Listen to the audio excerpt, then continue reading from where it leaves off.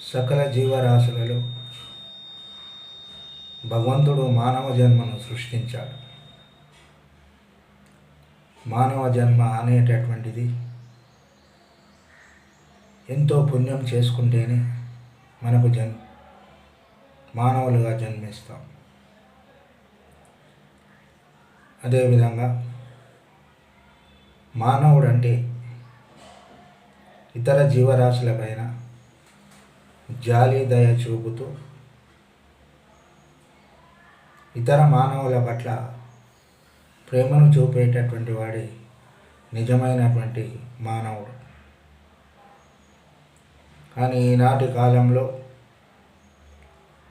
మనుషులు ఎంతో విచిత్రంగా తయారయ్యారు. అంటే మన నాన్నలు కానీ తాతలు కానివ్వండి, ఎంతో ప్రేమానురాగాలతో గ్రామాల్లో పచ్చని పంట పొలాల మధ్య ప్రేమానురాగాలతో స్వేచ్ఛగా జీవించారు. అంటే మరి ఈనాటి కాలంలో ప్రజలు మానవులు ఏ విధంగా తయారయ్యారంటే ఎవరి పనులు వాళ్ళు చేసుకున్నా, ఎవరి కష్టాలు వాళ్ళు చేసుకున్నా ఎక్కువగా ప్రతి మనిషి లోపల ఎట్లా తయారైందంటే అహంకారం. అంటే నేనే గొప్ప, వేరే వాళ్ళు గొప్ప కాదు. అంటే ఈ లోకంలో నన్ను మించిన వారు ఎవరు లేరు అనే అహంకారం ప్రతి మనిషిలో ఎప్పుడైతే మొదలవుతుందో అప్పుడే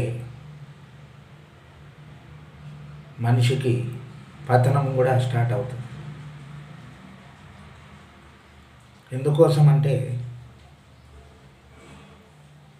పూర్వకాలంలో పెద్దలు చెప్తే, నాన్నలు కానీ తాతలు కానీ చెప్తే వినేటటువంటి వాళ్ళు. అరే పెద్దవాళ్ళు మన కొరకు మంచి చెప్తున్నారు, వాళ్ళ మాటను మనం తప్పక వినాలి, ఆ విధంగా విన్నట్లయితే మన యొక్క భవిష్యత్తులో మంచిగా ఉంటుంది అనే ఆలోచన ఉండేది. కానీ ఇప్పుడు ఆ విధంగా లేదు. ఎందుకోసం అంటే నాకు నేనే గొప్ప, నీకు నీవే గొప్ప. అంటే అది మన యొక్క కుటుంబంలో తల్లిదండ్రులు పిల్లలకు నేర్పాలి. ఆ విధంగా నేర్పకపోతే పిల్లల లోపల ఈ యొక్క అహంకారాలు అనేటటువంటివి వచ్చేస్తాయి. అంటే పెద్దవాళ్ళు ఎలా నడుచుకుంటారో పిల్లలు కూడా అదే రూపంలో వెళ్తుంటారు. అదేవిధంగా ఇంకొకటి, ఒకరికి ఒకరు చాడీలు చెప్పుకోవడం. అంటే అది పెద్ద కొట్లాటల కిందకి దారికి వస్తుంది. అంటే ఒకరికొకరు చాడీలు చెప్పుకోవడం అంటే వేరే వాళ్ళు నన్ను ఇట్లాంటి, వేరే వాళ్ళు నేను తిట్టిరి అంటే ఒకరికొకరు చెప్పుకోవడం అన్నమాట. అంటే చెప్పుడు మాటలు ఎప్పుడు వినొద్దు. చెప్పుడు మాటలు వినడం వల్ల మనకే నష్టం. ఒకవేళ ఏదైనా మాట వింటే దాన్ని అక్కడనే విడిచిపెట్టాలి. అంతేగాని ఒకరి నుంచి ఒకరికి అది చెప్పుకుంటూ పోతే మాటలు పెరిగిపోతాయి.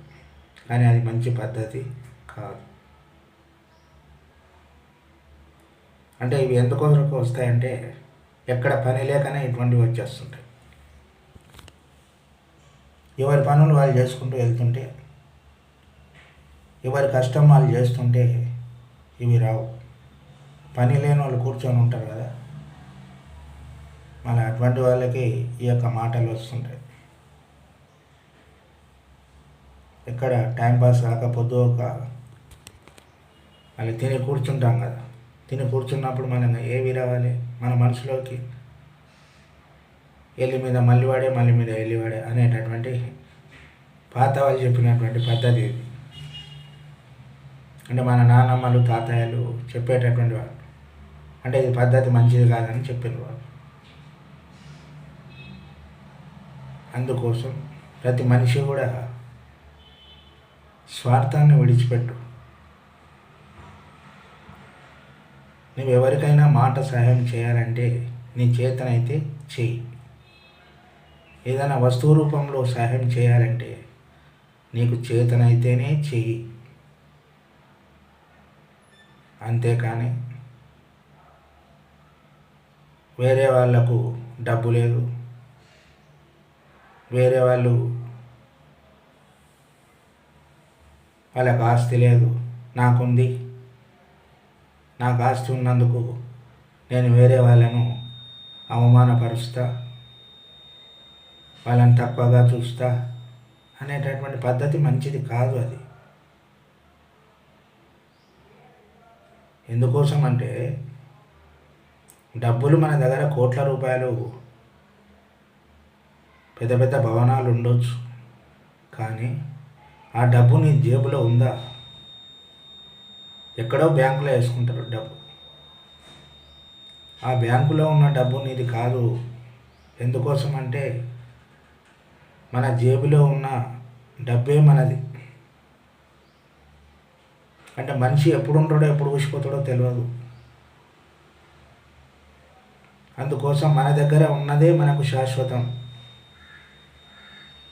మనం అనుకుంటాం, అరే ఆ భూమి నాది, నాకు 100 ఎకరాల భూమి ఉంది అనుకుంటాం, నాకు 100 ఎకరాల మామిడి తోట ఉంది అనుకుంటాం, నాకు బ్యాంకులో లక్షల రూపాయలు మూలుగుతున్నాయి అని అనుకుంటాం. కానీ అది మన అవివేకం మాత్రమే. అంటే ఈ టైంలో మనిషి ఏమైతామో మనకు తెలుస్తుందా? మన జేబులో ఉండే డబ్బు మాత్రమే మనకు శాశ్వతమైంది. ఎందుకోసం అంటే ఈ టైంలో దాన్ని ఖర్చు పెడుతున్నాం కాబట్టి అదే మనకు శాశ్వతం. మనకేమైనా అవుతుంది, సడన్గా యాక్సిడెంట్ అవుతుంది, ఆ డబ్బు నీతోనికి వస్తుందా?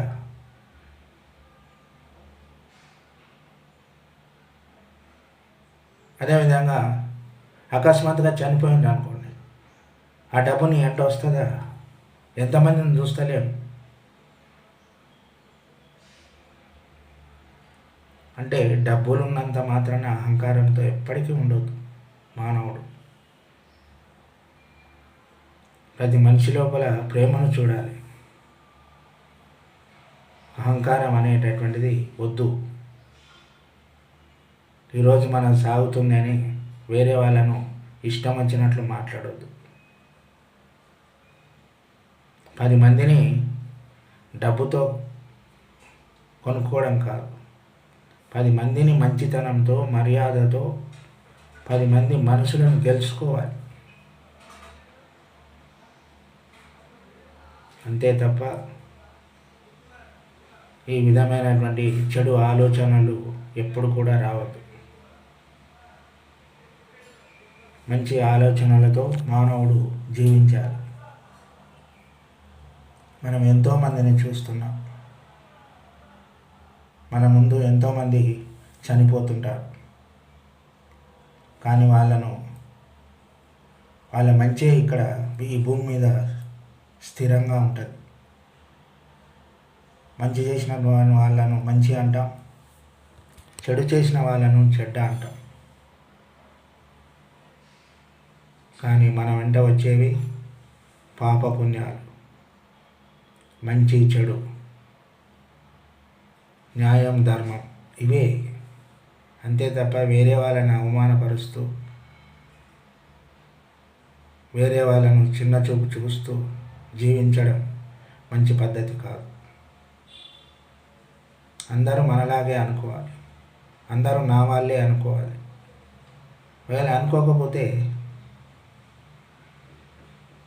నిశ్శబ్దంగా ఉండాలి, సైలెంట్గా ఉండాలి. వేరే వాళ్ళతో మనకు అనవసరం అనుకున్నప్పుడు వేరే వాళ్ళ దగ్గరికి వెళ్ళొద్దు, మాట్లాడవద్దు.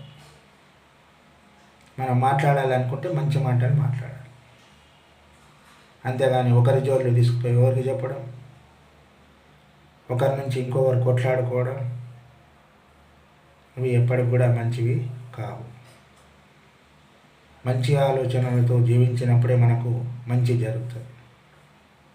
సరే, మనుషులమైన తర్వాత కొన్ని తప్పులు చేస్తుంటాం. అంటే తప్పులు మనుషులు చేయకపోతే ఇంకెవరు చేస్తారు? దేవుళ్ళు చేస్తారా తప్పులు? మన మనుషులేమే తప్పులు చేస్తాం. ఆ యొక్క తప్పులను సరిదిద్దుకోవాలి. మళ్ళీ అరే ఈరోజు నేను ఒక తప్పు చేసిన, మరి ఇంకోసారి ఆ తప్పు చేయొద్దు అనుకోవాలి. అనుకొని బంద్ చేసేయాలి. అంతేకాని చేసిన తప్పులే మళ్ళీ చేయడం మంచి పద్ధతి కాదు. అందుకోసం ప్రతి ఒక్కరితో మంచిగా ఉండడం నేర్చుకోవాలి. ఇదే చిన్న సందేశం ఇది.